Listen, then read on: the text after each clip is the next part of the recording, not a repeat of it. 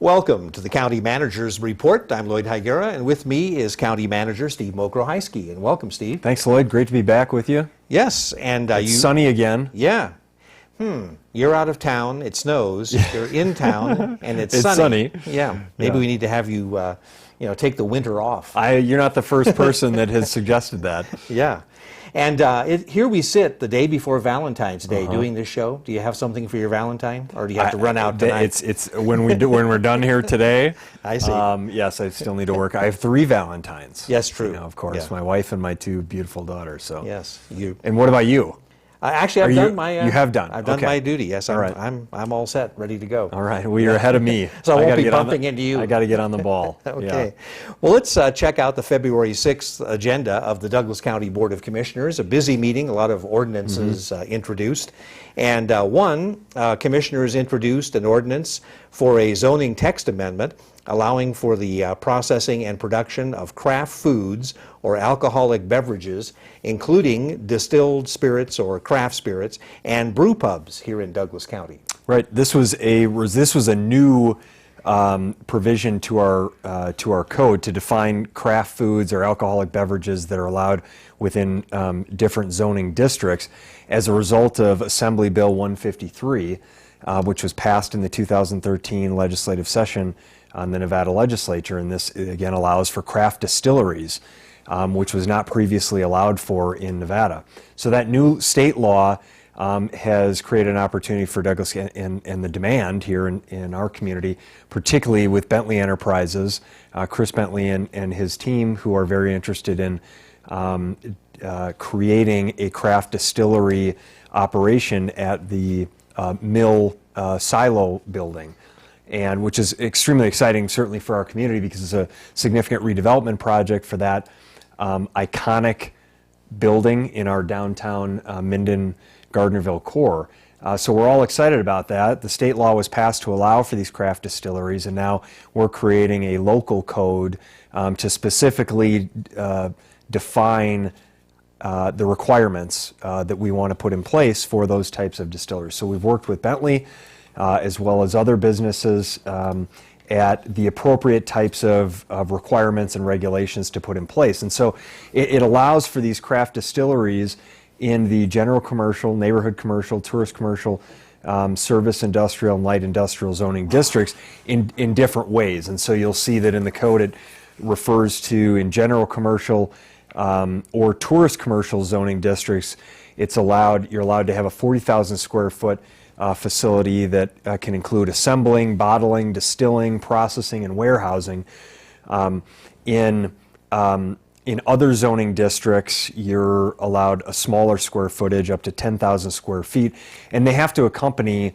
You can provide, do the manufacturing component of it, which is the actual distilling piece, but we also want it particularly in the general commercial and tourist commercial zoning areas, we want to encourage things like product tasting areas, food service and catering, product education, a museum, indoor and outdoor special events, special tours, or other public facility uses.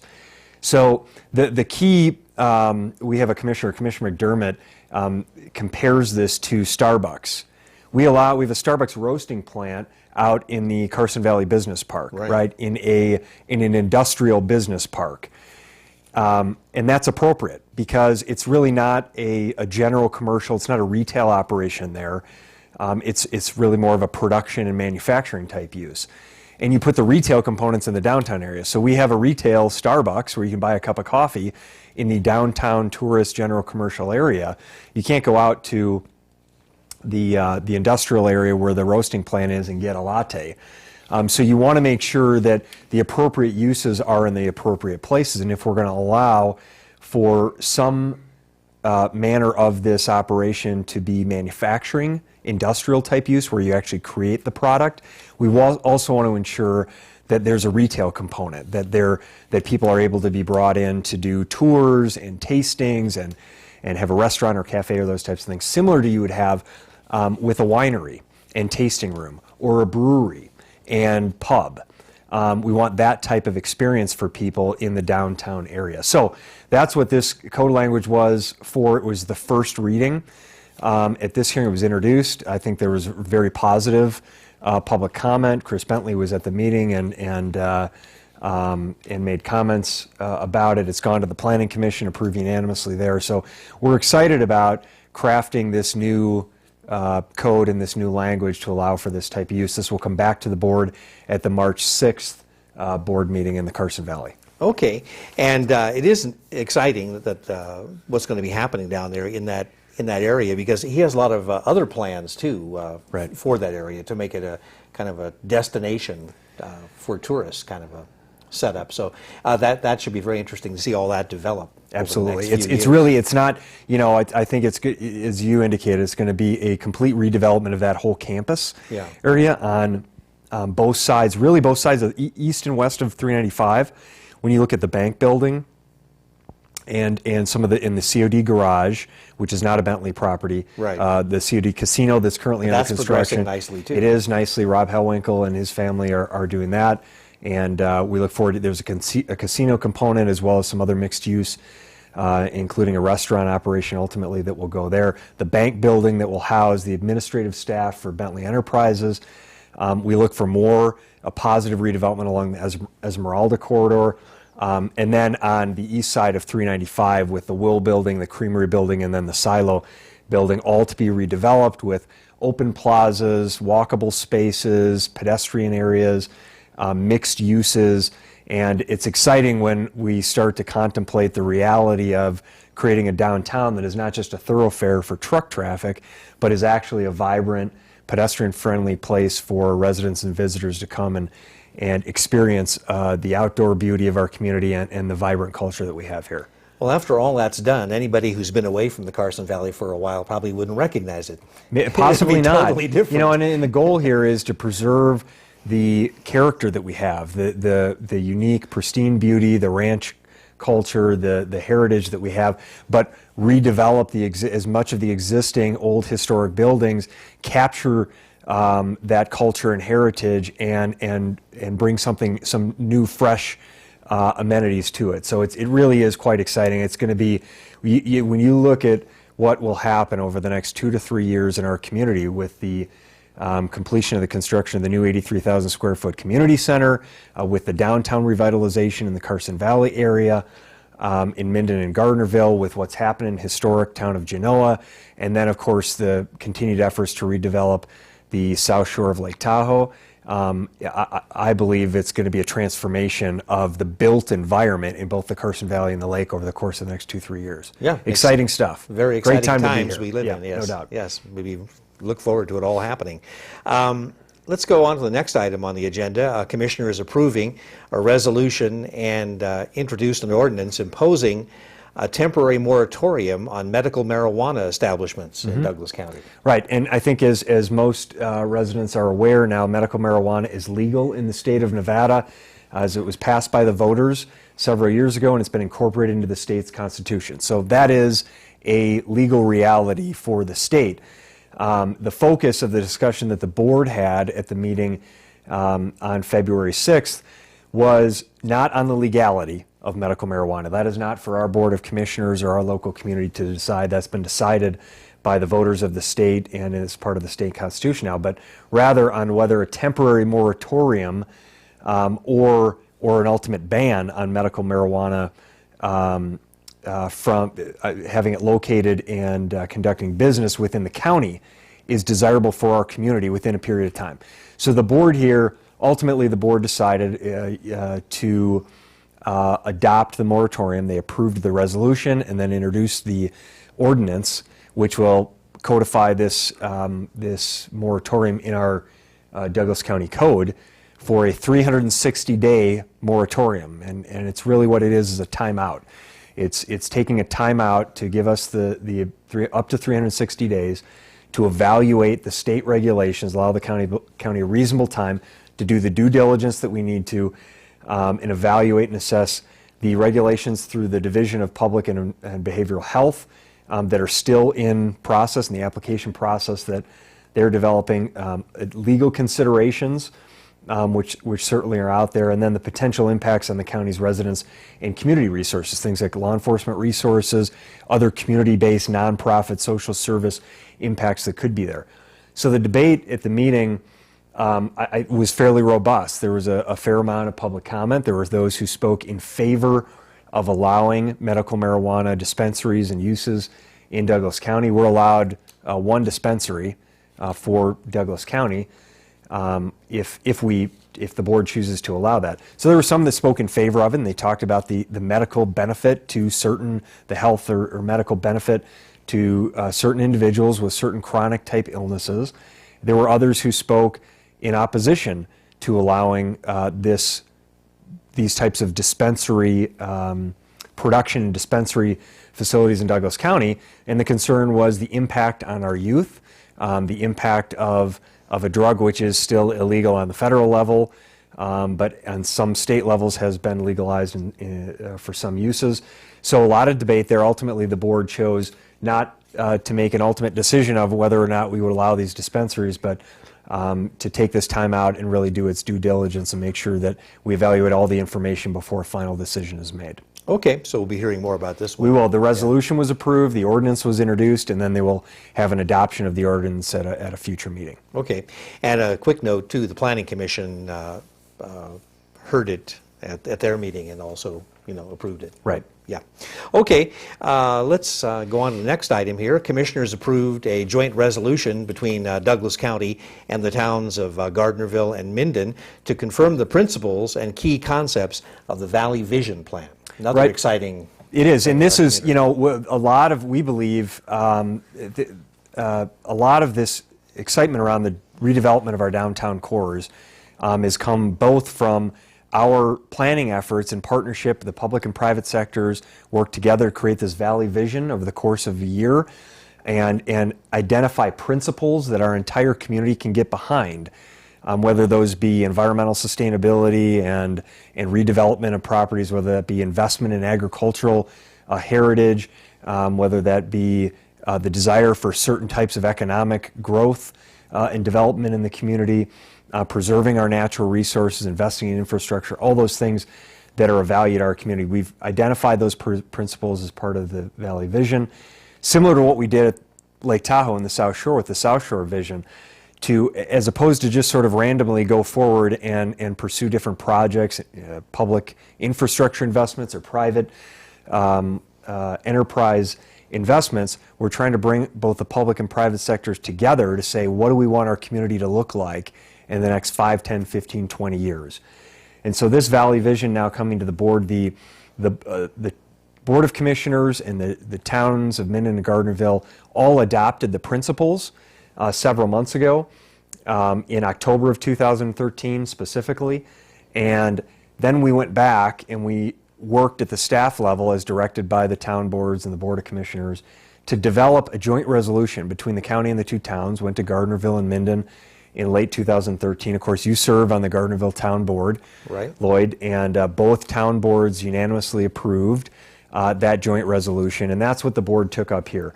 This was in part a symbolic gesture to send a message to the private sector that the public entities are unified in our commitment to what we want our downtown corridor to look like. And then also to really specifically say the investments that we want to make as public entities and start to put our money where our mouth is. So Douglas County has committed $50,000 in one-time funds, and we know that the towns of Minden and Gardnerville are looking to allocate similar resources. Well, actually, the town of Gardnerville did allocate $20,000. That's great. To That's the great. project So at our last meeting. Yeah, and that's wonderful news, and we anticipate that the town of Minden will do likewise. Those resources then will be used to leverage state and federal funds as matching resources to do things like pedestrian amenities and landscaping and undergrounding of power poles and things like Gardnerville is doing at the Eagle gas station redevelopment project to create kind of a little bit of a gateway into the historic town of Gardnerville. So that's what this was. It was both symbolic and it was very practical in bringing us together as public entities to move forward with those. So again, I think a really important initiative for our community, and and a great example of how the public entities are working together and how the public and private sectors are joining together to create positive economic and community opportunities in the future. Great. Okay. Well, also at the February 6th meeting, commissioners did appoint Dr. Susan Pintar as Douglas County's health officer. And this is a cooperative thing with Carson City, right? It is, yeah, and again, an example of regional cooperation between local governments, Carson City to the north and Douglas County here, that we have contracts with Carson City for public health nurse, for environmental health now, for a number of other technology and road maintenance and water services. And so this builds upon that relationship, and particularly in the area of public and community health. Dr. Pintar is a Douglas County resident. She owns a home in Genoa in the Carson Valley, and so there's continuity there in her being the public health officer for Carson City, and then now also for Douglas County. She's a registered pediatrician, and we have a great working relationship with her. We did go out and do a request for proposals for any qualified physicians that were interested in that. She was the sole respondent. So we've worked with her on this. Our Douglas County Code and state law requires that we have public health officer, and so we're really looking forward to that seamless collaboration with Dr. Pintar and Carson City in their efforts. Okay. Back to ordinances again. Commissioners introduced an ordinance amending the Douglas County Health and Safety Code. This is in regard to such things as unlawful rubbish, vehicle work, outside storage, property maintenance, and nuisance abatement. And this was an ordinance that was initiated by the Community Development Department as a result of concerns and complaints registered by a number of residents about private property, private property nuisances and other challenges. And so the change in the code, the change in the existing code reflects the specific property standards to assist in avoiding conditions that reduce the value of private property. So if you have one property owner that has a lot of nuisance materials and waste out in their yard, that can cause a deterioration in the value of surrounding areas. And so we're concerned about that. We want to promote, we don't want to promote blight and deterioration of neighborhoods or nuisances that create a hazard to the health and safety of minors. And so we're looking to address these kinds of concerns and give us the ability to work with residents to help clean up their properties where they may be. So this was the first reading of this ordinance, and will be brought forward. We're doing a second first reading, we call it a second first reading, at Lake Tahoe on February 20th, and then the adoption is anticipated March 6th in the Carson Valley. Okay. And this ties into code enforcement, right? It does. So the code enforcement officer will enforce this. We are a complaint-driven code enforcement office, so we don't go out and look for these problems. We allow residents to contact us when they are concerned about something related, a violation of our code, and then we send our code enforcement officer out, who's an outstanding individual who works really cooperatively with residents to resolve the issues before they escalate to any sort of further action. So yes, it will be enforced through our code enforcement officer. Okay. Also at the meeting, commissioners introduced an ordinance amending Douglas County Code, adding signage provisions for special occasion home use. Right, and special occasion homes were, the use was originally codified in Title 20 of our code in February of 2013, so just a year ago. And the development standards as part of that did not include provisions for signage when this special occasion home use is located in an agricultural or residential zoning district. And so this is really a cleanup effort to come back. Now we've had at least 2 special occasion homes that have been permitted in the last year. So we're seeing a demand, and we want to address one of the areas that was a gap when we first came forward with this and ensure that the signage standards are in place for anyone who's interested in doing this in agricultural or residential zoning districts. So this was a first reading also, and we'll come back for adoption at a future meeting. Would those be temporary signs, or would they be permanent signs? They would be, it's my understanding that they would be permanent signs there. but we could allow for different types of uses, Special occasion or something. special, yeah, for depending on if it's a seasonal type use or it's a year-round type use, the code would allow for either. Okay. Commissioners heard a presentation from the Western Counties Alliance. And the WCA is a nonprofit organization established for the purpose of giving Western counties greater influence on federal policies in support of well-managed multiple uses of public lands and natural resources. Of course, we've had a lot of discussions about this as it relates to the sage grouse, listing of the sage grouse as an endangered species, and our lands bill and other public lands uses. And so there's a presentation, and there's a lot of discussion, I think, about the sage grouse issue, about PILT, payments in lieu of taxes, which many western states receive. Douglas County has a significant percentage of land that is owned by the federal government, as the state of Nevada does. I believe something in the range of 70% of the land base in Nevada is owned by the federal government. And so these payments are in lieu of property tax revenue that we would generate if that land was otherwise developed and on the tax rolls. So discussion on that. There's also a discussion on geothermal reimbursements to counties. Not a significant source of revenue for Douglas County. We don't have a significant amount of geothermal.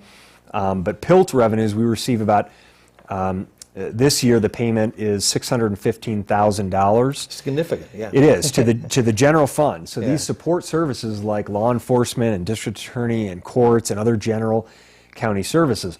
This has been a debate in Congress recently about, and it's Right. annually been funded through the appropriations process. It has not been, guaranteed budgeted revenue that we have received. The funding for Douglas County was approved this year in Congress. It is in doubt again for next year. We're hopeful that Senator Reed has been a strong proponent and very influential in assisting in getting those payments in lieu of taxes. Senator Heller has been a strong proponent of making sure that those payments in lieu of taxes are funded not just 1 year at a time, but ongoing.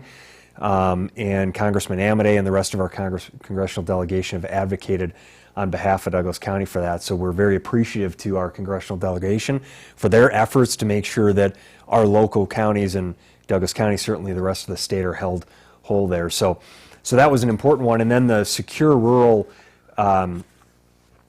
Schools funding, that Douglas County receives about $30,000 per year, which helps support both public schools as well as road maintenance funding. So an update there from WCA, and generally it could be going worse at the federal level. There's still a lot of things in doubt. We're hopeful for our lands bill and the sage grouse bill, certainly, in the efforts that are going on there. Okay. Well, that pretty well takes a good look at the February 6th meeting of the Douglas County Board of Commissioners. And, of course, we have another meeting coming up. That'll be on February 20th. And do you have a preview of what commissioners We will do. be The considering? agenda has been set for February 20th at the Tahoe Transportation Center at 1:30 p.m. So we invite anyone who's interested and available to come join us. We'll have a discussion and action on an interlocal contract with Douglas County and Alpine County for 911 services, another example of regional partnership across state lines. Alpine County in California, Douglas County in Nevada, and Douglas County provides outstanding 911 emergency services for Alpine County, and so that contract is there. The reconstruction, we'll have an update from NDOT, Nevada Department of Transportation, on the reconstruction of Kingsbury Grade, State Route 207. We will have discussion and direction on a preparation of a transportation master plan update. And then a couple other items, but I think most significantly, discussion on the development of our fiscal year 14-15 operating and capital budgets next fiscal year. So we're kicking that off with the board's establishing policies and budget directives and priorities for the budget next year. And it's hard to believe we're already in full swing, getting close to full swing of budget season. It seems like a constant cycle, but very pleased with the continued stabilization of our finances here. Yeah, the time is flying by, that's for sure. Since we have a little time here, it might be a good time for an update on the Community Senior Center, including maybe a plug for the community's opportunity to sign a beam, to be a part of history. Excellent. Yeah, and I mentioned earlier our 83,000 square foot new community and senior center at Herbig Park. The project is going along very well. You can drive by Waterloo Lane or 395 and now see the highest point of that facility. So we're inviting residents on Thursday, February 27th. I'll hold this up here if we can show this. Thursday, February 27th, 11:30 a.m. to 12:30 p.m. We're doing a barbecue lunch at Lampe Park Pavilion. And then at 12:40 to 1 p.m., we're doing a topping out ceremony. So that will be across the street from Lampe Park at Herbig Park, where the actual facility is being constructed. Right. And it will allow for residents who are interested to participate in an opportunity to sign the beam and be a part of history here for this, I think, what will be an iconic facility in our community and a long-desired amenity by our residents that will open in 2015 on budget and on time, and we hope to exceed the expectations of our residents in terms of the quality of that facility and the quality of the programs and services we can provide there. That's a great idea to have the community be involved that way. And we weren't around when all the other buildings were built, so we can be the new wave. The new wave. So our names will all be on this this facility for over 100 years. This will be a 100-year building. It is steel, a brick masonry, metal roof. It's going to be around for 100 years, and we're excited about the value to our community, the economic development aspect of it, that people, businesses, and families are going to want to locate in Douglas County because of the quality of facility like this. It will be, we believe, unparalleled in the Western United States in terms of the size and the quality of the facility. And 100 years from now, when they remodel it, they'll see all those names in there. That's right. Look at this. Yeah. So write really big, Lloyd. Write your name really big. Right. John Hancock. Yeah, I have to write really tiny because my name has a lot of letters in it. One more item we have time to talk about because we've got a minute or so left is in March you have the State of the County and the budget kickoff. Give us details on that. Right, we do. This will be our second annual financial State of the County that we do. We did it last year. It was really successful, and I've always been frustrated by the fact that we do our budget kickoffs in the board chambers and we get one or two residents that show up. And this is $120+ million in taxpayer resources we're spending. So we've taken this on a road show, and we do a public sort of discussion and unveiling on the financial state of our county. So March 10th, from 5:30 to 7:30 at the Carson Valley Inn, we'll talk about our budget. We'll talk about our 5-year financial projections, our priority-based budgeting and investment in value and priorities for the community. We'll talk about our stabilization of our budget, and we will also, at the end of that, present business awards. So that's a new piece of this that we're doing this year. We're identifying a number of awards that we want to recognize local businesses for their outstanding contributions, show our continued collaboration and partnership between the public and private sector. So that's a new flavor that we didn't have last year. I really encourage anyone who's interested and available, come out and see us March 10th, 5:30 to 7:30 p.m. at the Carson Valley Inn to hear about our budget, how your taxpayer resources are being spent, plan to be spent, and hear about some outstanding work that our business community is doing. And real quickly, anytime you want an update on what's going on in Douglas County, there is the website. Right. And all of the social media that goes with that. Social media. And so where should they go? Yeah, it's voodoo. DouglasCountyNV.gov. DouglasCountyNV.gov. And you go to our website, you can connect to Facebook and Twitter and YouTube and Pinterest and be totally up to date. Things that I frankly am not all up to speed on. That's this part. We're doing a lot of engagement. Yeah, that's this part. Doing a lot of engagement, and we're excited about that and connecting with people and opening up and being open and transparent to our residents and everyone. So check out everything we have to offer out there. Okay, Steve, thank you very much. Thank you, Lloyd. Pleasure. And that's what we do here on the County Manager's Report. We keep you up to date. I want to thank County Manager Steve Mokrohaisky. I'm Lloyd Higuera, and we'll see you next time on the County Manager's Report.